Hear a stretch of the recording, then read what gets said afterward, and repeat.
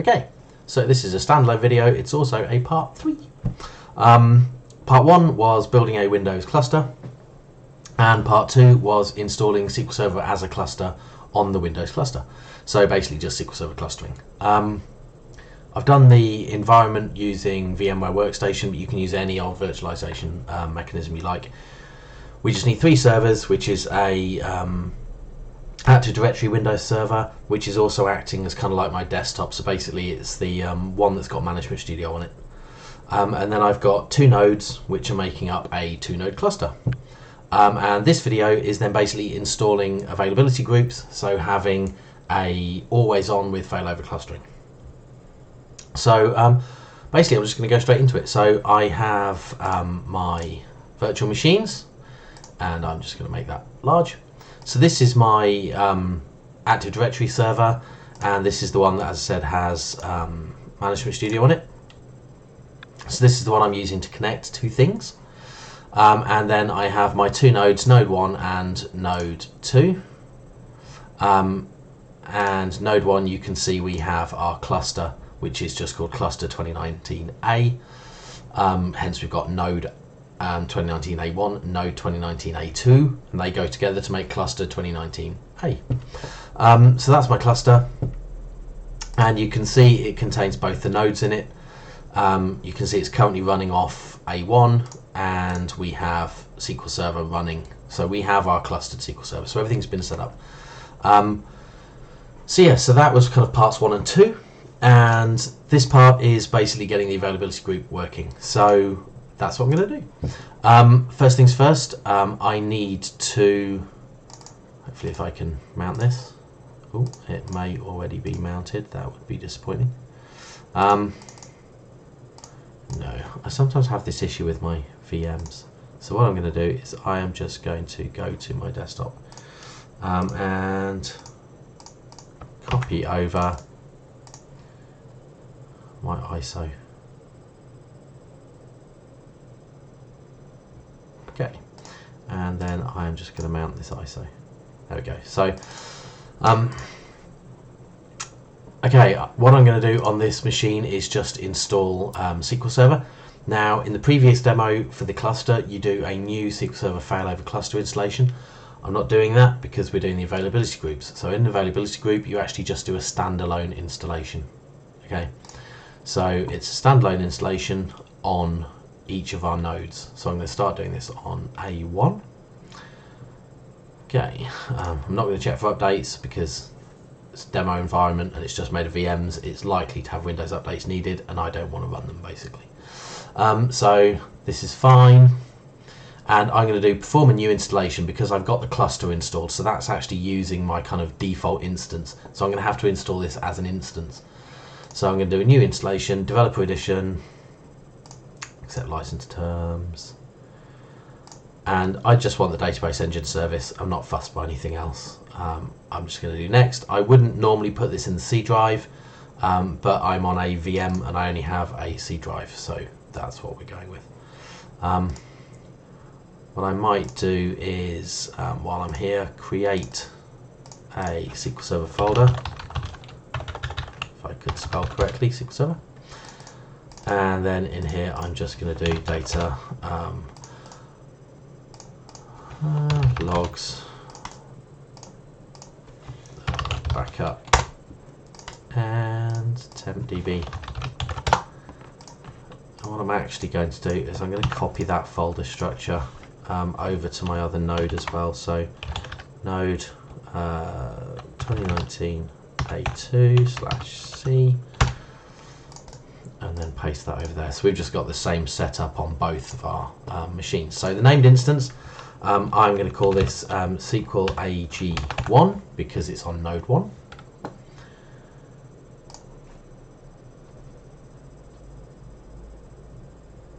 And then just run through the config. Now, same as I did for my cluster. So if you didn't see that, I used the admin account.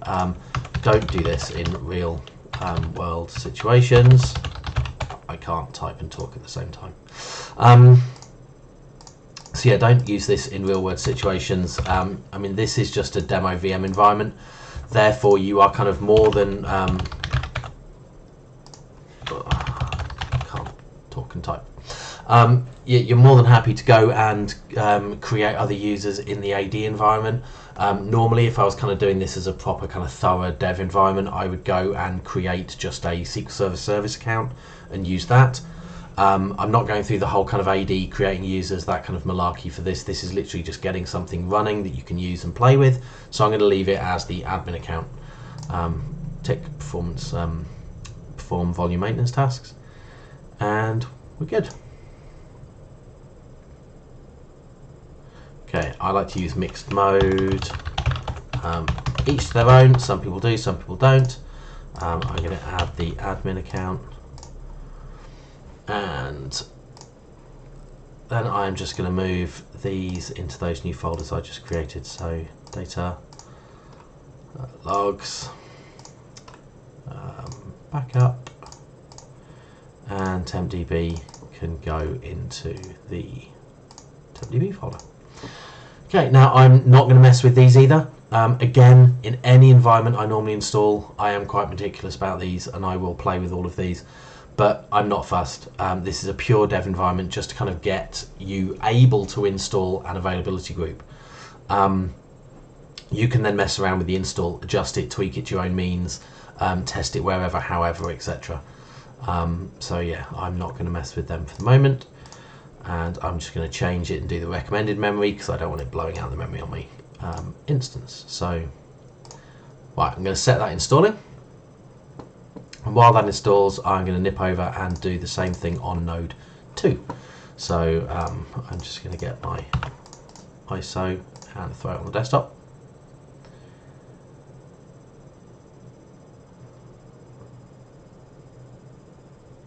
Okay, so then we're just going to mount that. And then run it. Okay. So I'm going to do exactly the same thing. What we're going to do is a standalone instance. So nothing to do with the cluster, just a pure standalone on this machine. And we're going to run through exactly the same setup as we did with node 1. So you'll see new installation, developer edition, accept license terms. Just database engine will do fine for this. And then I'm just going to call this one SQL AG2 for obvious reasons. So we're going to let it set this up. Okay, and then same thing here, user service account. I'm just using the admin account because I'm basically being lazy. Okay, so let's admin and grant that. Oh, need a password. Okay. And then mixed mode again. Oops. Typed it enough. I really should know it by now. And then the admin user, add that. So we've got it there. And then do exactly the same as we did before for these. So basically data, log, backup. I get the feeling I've done this many times. Okay, this is not my first rodeo with installing SQL Server. Okay, so recommended, tick that, next, and install. Okay, so that one's up and running. I'm going to go back to node 1, see what we're doing. Okay, that's already succeeded. Woo. So that should be all good.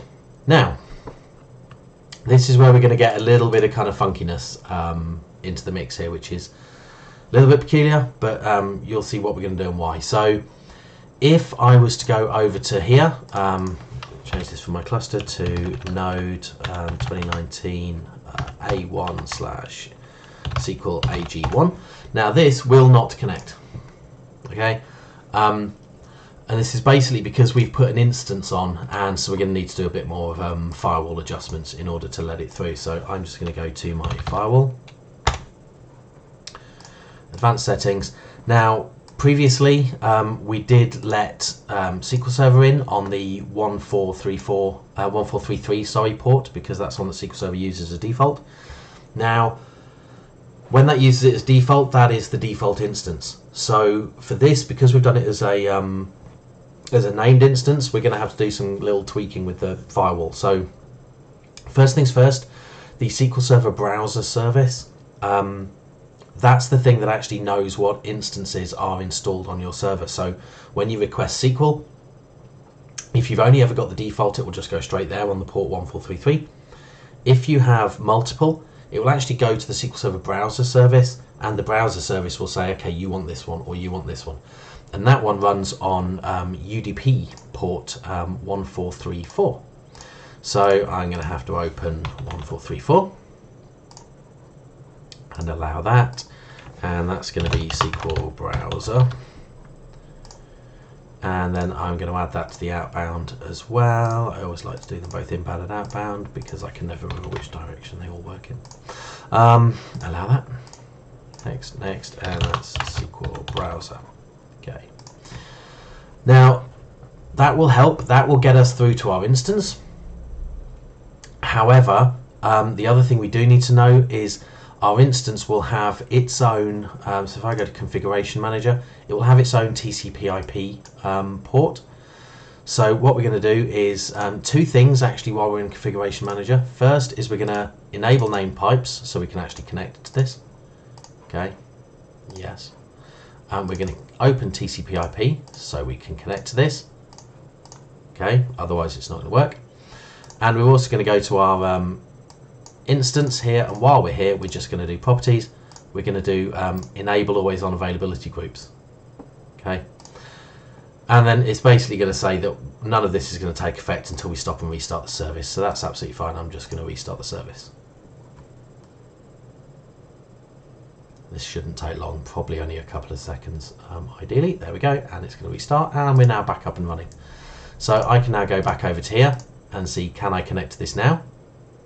Well, actually, I can, because we've basically opened up, like I said, the port to the browser service. So it's going to kind of look for the default, go, that's not what I want.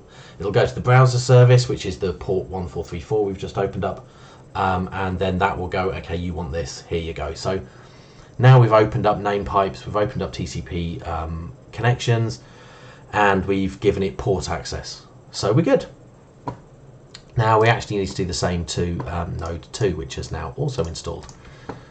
So we're going to go to the firewall, and we are going to add in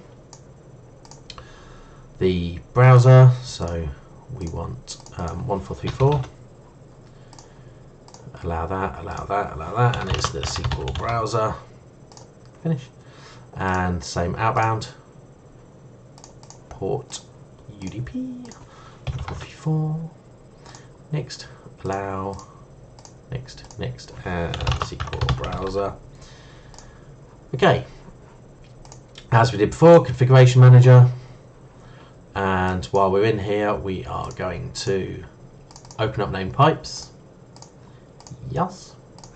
And we are going to do the TCP/IP connections. Yep. And we are going to put high availability, put always on. We're going to apply that, and then we're going to bounce our service to apply all of these changes, which again only takes a few seconds. There we go. So that should now be up and running. Come on, starting. I thought it started, it hadn't. There we go. So now again we should be able to go back to here, and we should actually be now able to connect to AG2 on node 2. With any luck, that will also connect. There we go. So we've now got both of them connected. This is successful.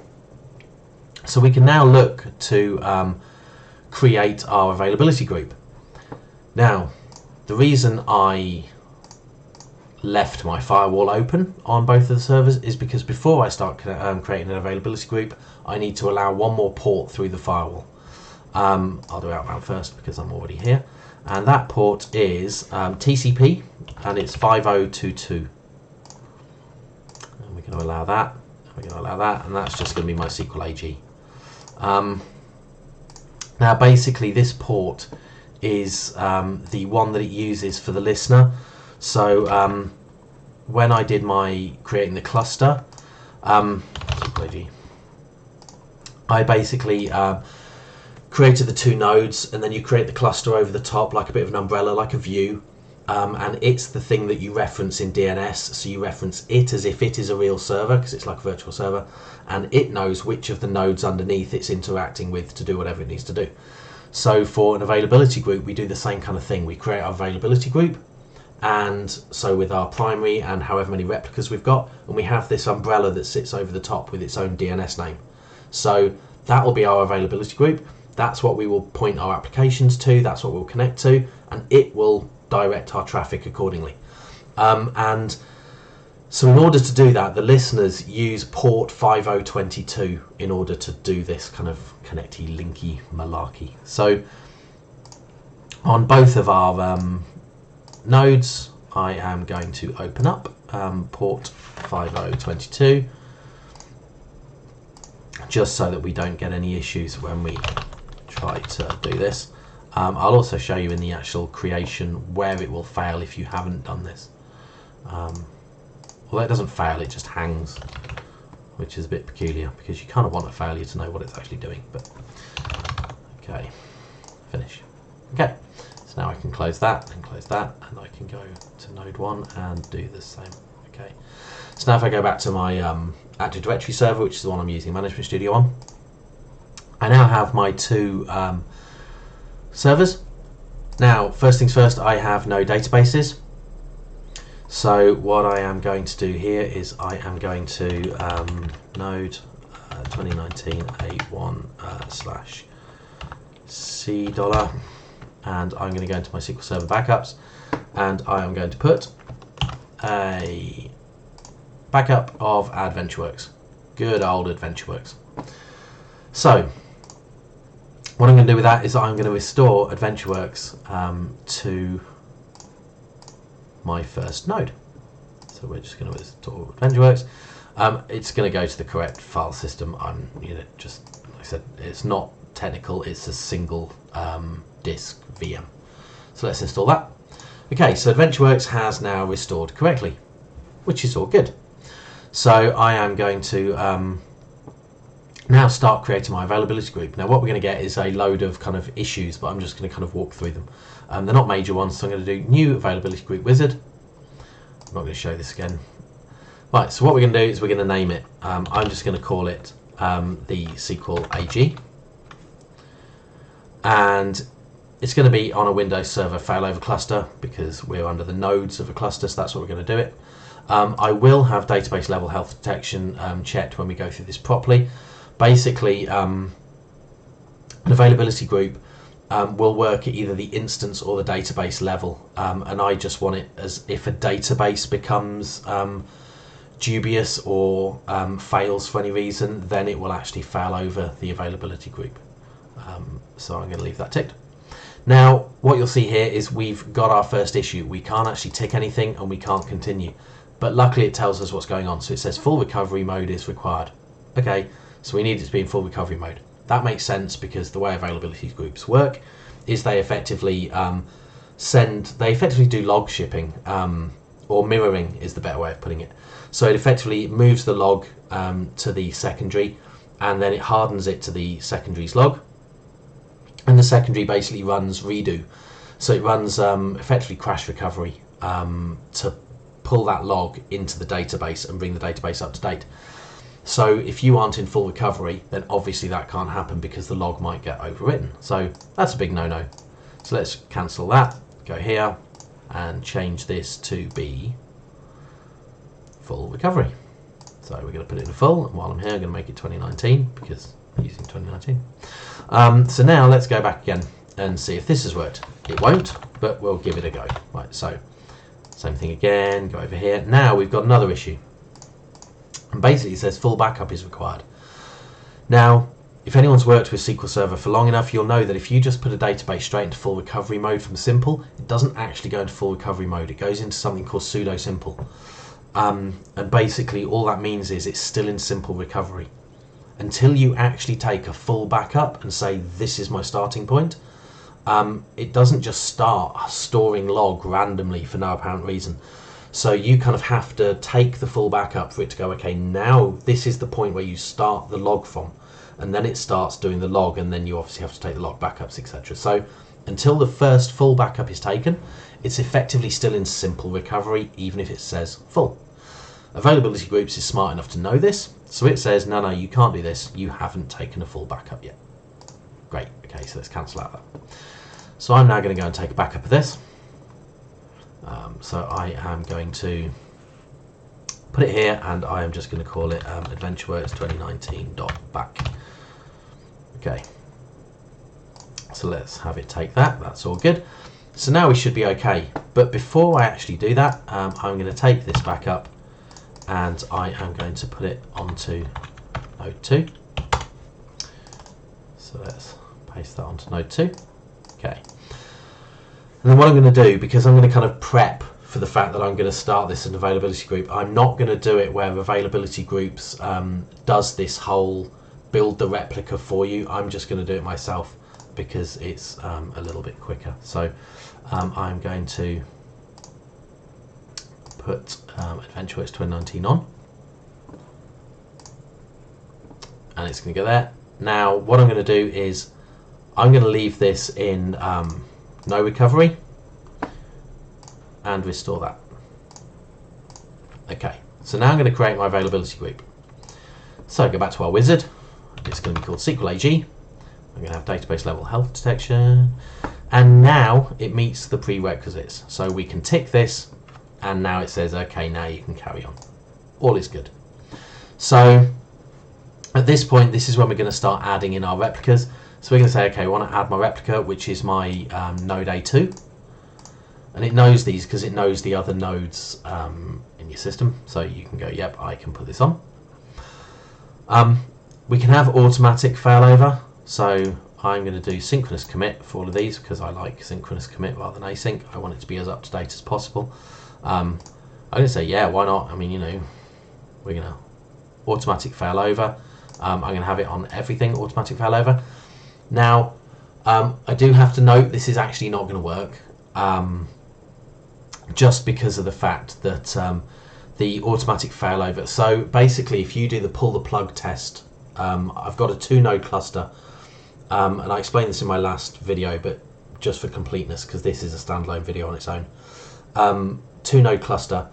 They each get a vote to say which is the active node and who owns the resources. So because they each have a vote, you have to have more than 50% of votes to basically take ownership of something. So in a 2-node cluster, if you just do the pull the plug test and you just hammer one down, if that's the one that owns the resources, the other one does not have more than 50% of votes. It has 50% of votes, not more than. So it can't take ownership automatically of the resources. As such, you pull the plug on the one that has the resources and your cluster goes down. And likewise, you pull the plug, your availability group will go down. Okay. What I might do in another video, I haven't decided yet because I haven't bothered setting it up yet, because this is just a demo to get people going and playing, is putting a file system witness in. And if you put a file system witness in and give it a vote, then obviously you've got 3 votes, and then we can do the pull the plug test.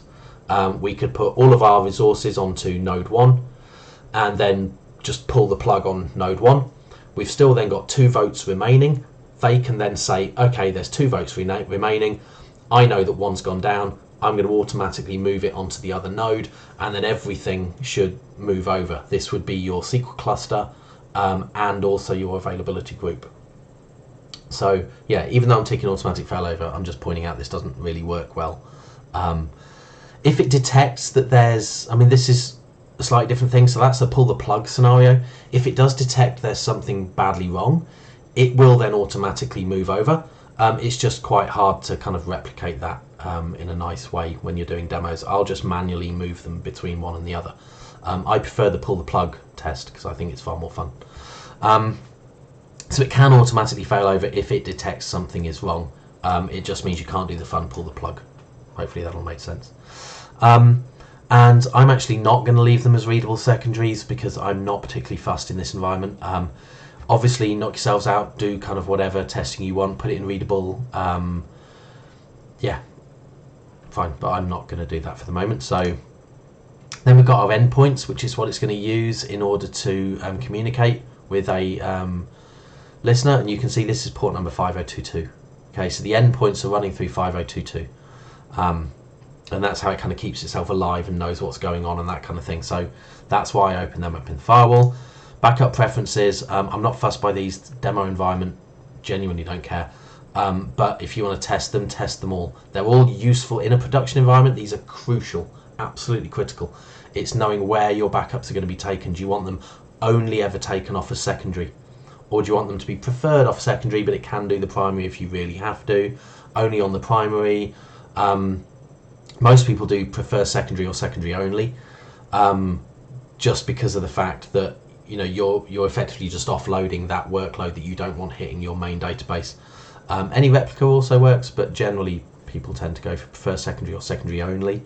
I tend to go for prefer secondary just in case it happens to kick off when a secondary isn't there. It will then revert to your primary, which is kind of handy. Listener, I am going to create a listener because I kind of want this kind of clustered view on top. So I'm going to call that SQL 2019 AG to kind of follow the conventions I've already done with my namings. Port, I'm just going to use 1433. And then my IP, I'm going to create an IP and I'm going to use 192.168.195.215. Oops, 15. That'll do, because I know it's not in use. Okay, and I'm not doing read-only routing because we're not using read-only replicas. I'm just using the offline ones. So, okay, now this one is how do you set up your secondary? Automatic seeding. Do you basically get SQL Server to set it up for you? You have to have exactly the same drive structures. I mean, I do, but in a lot of cases you might not. In which case that won't work. Full database backup and log backup. That basically works in a similar way to log shipping. And effectively, you just give it a file share, and it will create the backups, put them in the file share, pull them off, and restore them. Join only is the one I'm going to be using. Probably never going to work in a production environment because this basically just says, look, I'm going to do all the restores, everything is fine and happy, you can just join it in and the world will be good, which is what I've got here. But in the real world, you obviously need to have a silent system, because if any changes happen to your primary, then obviously you're now going to screw this quite badly. But I know there's no changes because this is a demo environment, so I'm just going to use this. And then you can see everything is all happy where we need it to be happy. Next, and finish. And we can do more details to see what it's actually doing here. Now, this one at the bottom here that says joining AdventureWorks 2019 to availability group, I've regularly seen this just hang, and it hangs for ages. If that hangs and it sits on joining for ages, if that hangs, I would say probably 95% of times it's because it can't access the port, so basically the endpoints. So port 5022 that I added, if they weren't enabled in the firewall, this will just hang. It doesn't error for some strange reason, it just hangs. So if you see that, try just releasing 5022 in your firewall, and hopefully that will then all just magically kick in. But as you can see, mine has worked, so mine's all good. And now we have things set up. So I'm just going to shrink these down, and I'm now actually going to connect to my SQL 2019 AG. And there we go. I've now connected to my availability group. Success. And you can see here we have SQL AG, which is the availability group. We've got AdventureWorks in it, and it's running on our two nodes. You can see that one's the primary and that one's the secondary. So we're all good. We have our databases. You can see this one is synchronized across between our two things, and it's just a database. The world is happy. I can now go here and I can query it. Select top 10 star from sales.sales, the header, my usual query against AdventureWorks, and you can see we've got data. Okay, so we've now set up our availability group. Now, this, as it stands in this kind of scenario, is not really drastically different to SQL clustering, because I'm only using one database, and I have one that's offline and I have one that's online. And if I basically say, okay, go and fail over, it has to effectively take one down and bring the other up. Now, with SQL clustering, you have that offline period when it takes these down, and that offline period is basically when it shuts down the services and then brings them up on the other side. Obviously, if there's a power cut or something, they just go offline and it then has to bring the other one up. But when it brings it up, it will go into crash recovery, and depending on what was happening at the time, that might be instant, it may be really slow. Okay, so clustering does have this lag when it flips from one server to the other.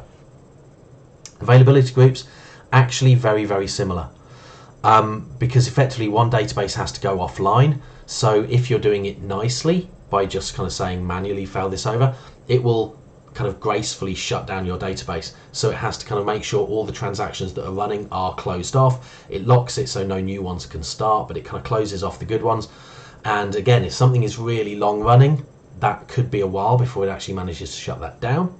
And it then has to go over to the other side and run the crash recovery to make sure everything's good before it brings that online.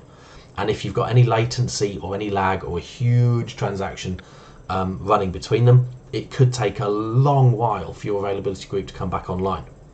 So basically they're very, very similar between clustering and availability groups in that context. Now, they do differ, and where they differ can basically make kind of a lot of difference to how you're going to use these things.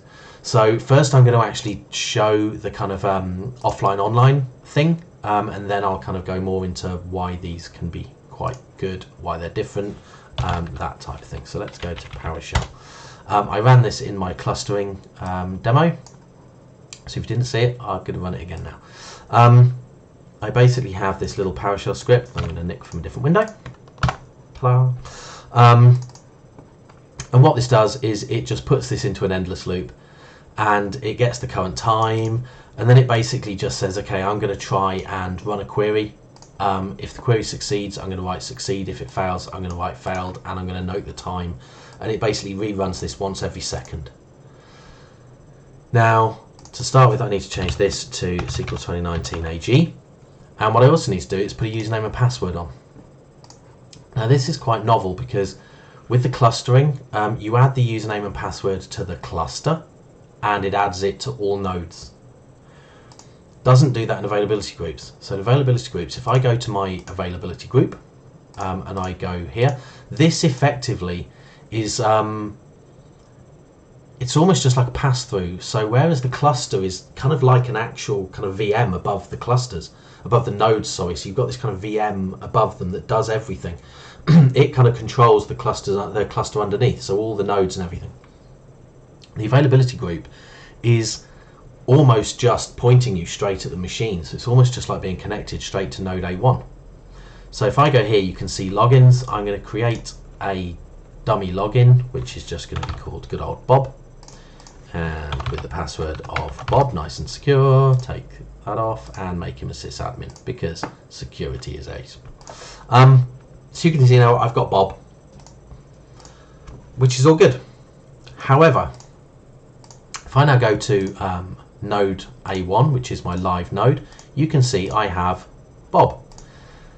If I go to node A2, which is my replica, so if I refresh this, you'll see it's synchronized, but this is the secondary. If I go to security, there is no Bob login. So if I actually did a failover, all of my applications would just start failing because the login doesn't exist. So you need to remember to actually actively add your logins on each side of your availability group. So this luckily is a sysadmin login, so I don't have to worry about database level logins. And now it's added. Now we would be able to do a nice graceful failover. So what I'm going to do is I'm going to run this, and hopefully we should see this connects happily to our availability group, which it does. Okay, so you can see that pinging our availability group nice and happily. So I'm going to go over here and I am going to go to my dashboard. So you can see we have this little availability group dashboard, which is not particularly informative, if I'm honest. Let's show the dashboard one level down. There we go. And you can now see a bit more information. Okay, so we can kind of see what's primary, what's secondary, what modes they're running in, etc. So you can kind of see that we're all good at the moment. Everything is nice, green and happy. Okay, so what I'm actually going to do is I am going to fail these over. So I am going to I'm basically going to say, okay, I'm currently running on the primary. You can see primary. I want to go to the secondary. So I'm going to kind of hit the start failover wizard here. And I'm basically going to say, I want to move this now to node A2. Okay. So connect as, let's just connect. There we go. So next, and I am going to finish and fail it over. Now, what we should see is we should see that everything drops off. There we go, connection failed. And then it's back again. Okay, so it was down for a total of about 8 seconds according to that, roughly. So that's actually pretty good. Okay, so it's going to perform this manual failover. Actually, we haven't even moved it yet. Okay, it's now happy. Now it's actually completely moved. Okay, so you can see that that actually was really quick. Now, if anyone watched the other video about clustering, you can see that was probably about a 25-second-ish time, because obviously it has to take all of the services down, move them over, bring all of the services up. And that includes moving the disks from one node to the other. And obviously if you had other services attached to that as well, then more dependencies, that would be potentially even longer. So you can see it's actually pretty quick using availability groups in comparison to a cluster. So you can see it's now healthy and on A2, and I can obviously ping this straight back to A1 again. So I'm just going to connect to this and ping it over. And again, we should see, there you go, this has now stopped. And it shouldn't be too long before it then fails and then reconnects. So again, about 8 seconds. Okay, so pretty quick. You don't really lose a lot when you've got availability groups up. Okay, I mean, that just means your application wouldn't be able to connect for about 8 seconds. And if you've got decent code written in your application that can kind of do retries and work out that things weren't accepted, then the world is good. You kind of, just stall people for about 8 seconds. In most places, that's not catastrophic. In a few I've worked in, it is, but on the most part, you'd probably be okay with that. So that's basically an availability group, and that is failing it over. And like I said, it works pretty good. It's generally, I would say, better than using SQL cluster. Now, there are, like I said, a couple of caveats. Caveat 1 is licensing. Now, because you can obviously have read-write, well, not read-write, you can have read-only replicas, sorry. So you've got read-write on your primary, you can have a read-only replica, so you can basically offload some of your reads onto a different server. However, you have to pay for that. Because you're actively using a SQL server, there's licensing repercussions. I'm not a licensing expert, but I'm pretty certain you have to pay for that because you're using it. Whereas in a cluster, because one is purely a standby, it is not an active SQL server. They're not both running at the same time. So if you had your node 1 running your SQL server and your node 2 is just sat there doing nothing, then in the case of a failover, effectively when this shuts down and this boots up, effectively your license moves with it. So one license to run the SQL clustering. The availability groups isn't the same. If you're using it as an active server and it's not only as your DR, you can have double the licensing costs. But to be fair, that might be outweighed by the gains in read only and that kind of thing. But one of the other things you can do though is, as I mentioned, you can do database level checks. So effectively, you're not relying on the server itself showing issues before you actually flip from one node to the other. So in this case, I'm running on node A1. in a cluster environment, the cluster has to detect that something in the cluster has gone wrong, at which point it then says, I should probably flip this over, and then it throws it to the other node, or whichever one takes the voting rights in the quorum. So it then flips it over. However, with an availability group, you can actually have that at the database level. Hence why I ticked that box that said database health. It will check the health of your database. If your database goes screwy, the entire availability group can just be flung off onto a different node without the replica, without the actual cluster itself caring. It will actually just fire off and say, no, I'm moving over here, thanks. So that's good. You can do it independent of issues in the cluster itself. So that gives you a little bit nicer control over what's happening. Also, because it's an availability group, you can have multiple databases in one availability group and some databases in a different availability group. So you could move all of them onto a different server if you had to, or you can just move some and you can mix and match. So again, if you had an issue with a database, it might flip that group over, but the other group stays put. So it just gives you a lot more control. Now, what I'm actually going to do here is I'm going to go onto my node 2, and I'm actually going to restore another database. So I'm going to restore good old AdventureWorks again. But this time I'm going to restore the actual AdventureWorks, and I'm just going to call it database 1. So if I go over to database 1, good, so we should be fine. Okay, so right, so now I've got database 1. I have also got database 2, if you can't guess what I'm doing here. So database 2, okay. So database 2 is restored successfully. So what you've now got is you've now got an availability group, but also other databases. So you could actually have databases that aren't part of an availability group. If you happen to have databases you don't need replicated or you don't want replicated, you could even have, which I do not recommend, but you could have a test database alongside a live one. Don't do that, but I'm just saying you could. So yeah, you can have ones that you don't want replicated between them, or you can also, which I am going to do, is I'm going to take a restore here, and I'm going to restore that same database, and I'm going to call this database 1. Okay. I should probably have done that with no recovery. Let's just restore that again, just because that was me being a doofus. Let's do that from device. Yes. Okay. And we're going to do restore with no recovery. Go. Oh, I think you'd love it when things start messing you around. The fun of a demo system. Okay, so let's just restore this. From that back up again. Okay, and I am going to do with no recovery. Why does it not like this? Oh, I'm not trying to overwrite that. What? Oh man, database 1. That was me being silly. Okay, database 1 with no recovery. Go. Now it's successful. God love a live demo. Okay, so I'm going to do the same thing again.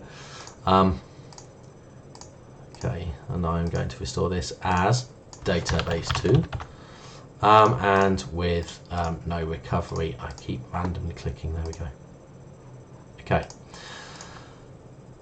So what I now have, and you can actually see that this is effectively just a view of A1 almost directly, because you can see it mirroring everything that's happening. So now what I'm going to do here is I'm going to go to here and I'm going to create a new availability group, and I'm going to call this SQL database, and I am going to use these, the two new ones that I've just created. I'm going to add my node 1 in. I'm going to have these also a synchronous commit, and yes, they could be that, and they're not readables.